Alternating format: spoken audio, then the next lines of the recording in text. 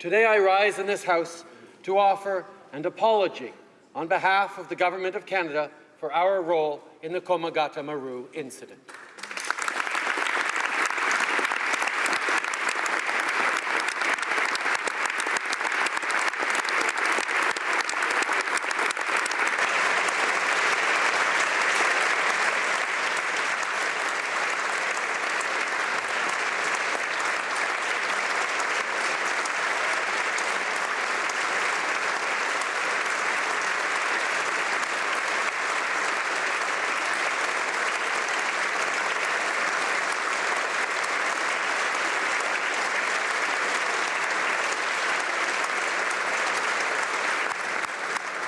More than a century ago, a great injustice took place.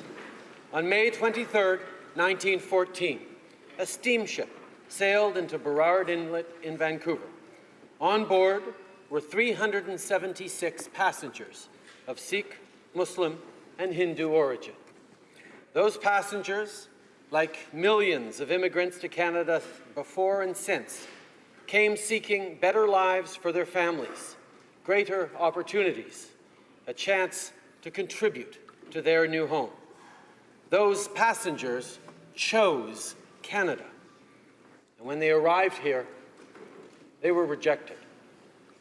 Ils ont été rejetés parce qu'à l'époque, le gouvernement du Canada a fait adopter une loi sur le passage sans escale.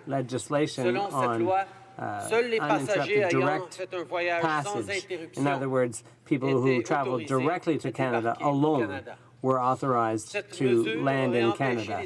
This measure prevented or would prevent people from far-off lands like India from coming to Canada, because at the time it was impossible to come directly without having a stopover somewhere along the way. When the Komagata Maru arrived in Canada, only a few passengers were allowed to disembark. Under the legislation, the boat and its passengers were forced to turn around and leave.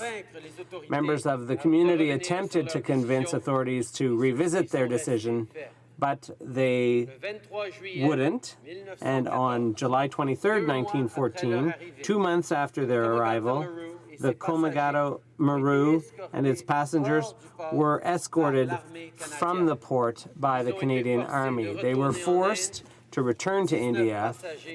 19 passengers were killed and several others were jailed. Canada does not bear alone the responsibility for every tragic mistake that occurred with the Komagata Maru and its passengers, but Canada's government was, without question, responsible for the laws that prevented these passengers from immigrating peacefully and securely.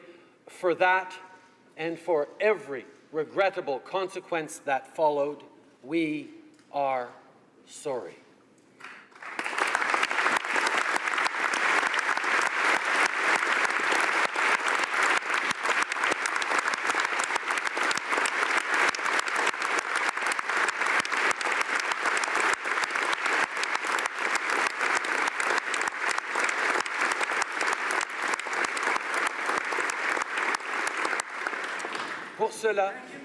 For that, and for every regrettable consequence that followed, we are sorry, and we offer our most sincere apologies. We apologize, first and foremost, to the victims of the incident.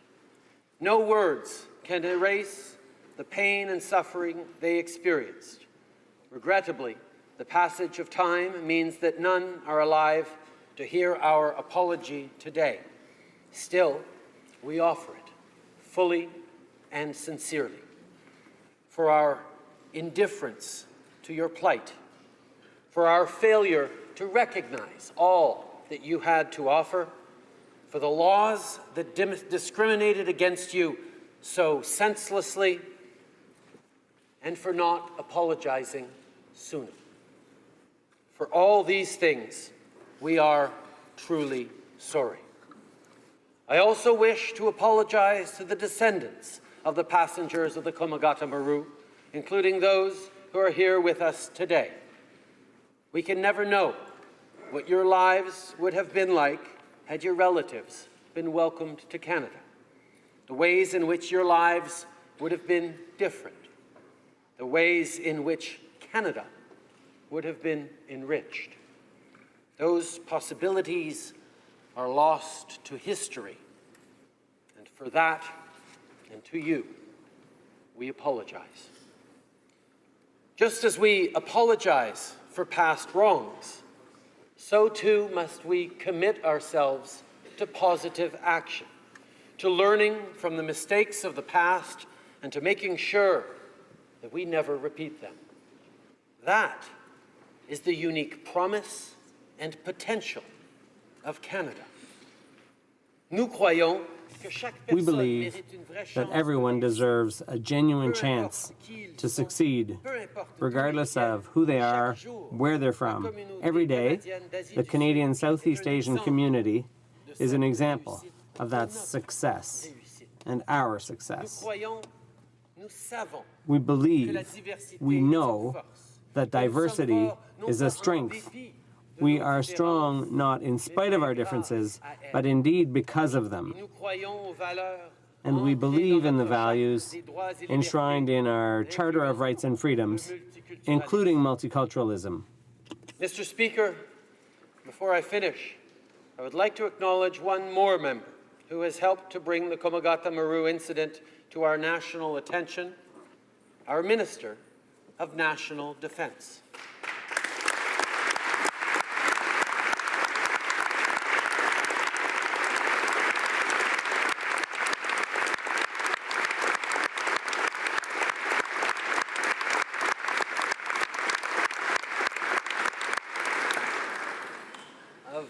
In an interesting historical note, before entering political life, the minister was the commanding officer of the British Columbia Regiment Duke of Connaught's own, the very same regiment that once forced out the Komagata Maru. A century ago, the minister's family might well have been turned away from Canada. Today, the minister is an essential member of this government and sits here in this House.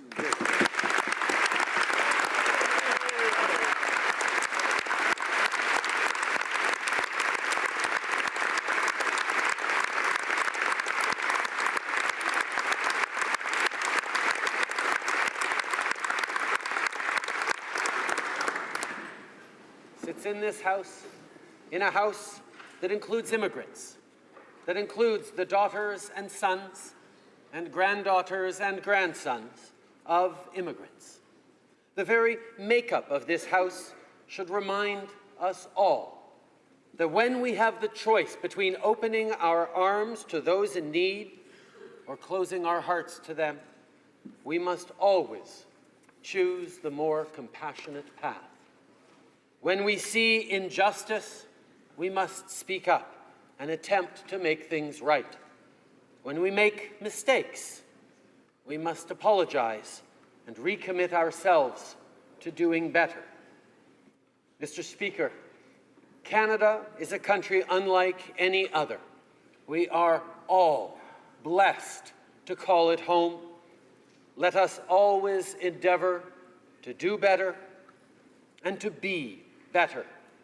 Let us do that in honor of the victims of the Komagata Maru incident and in honor of every courageous person who leaves behind family and familiar things to bring to Canada the very best of who they are.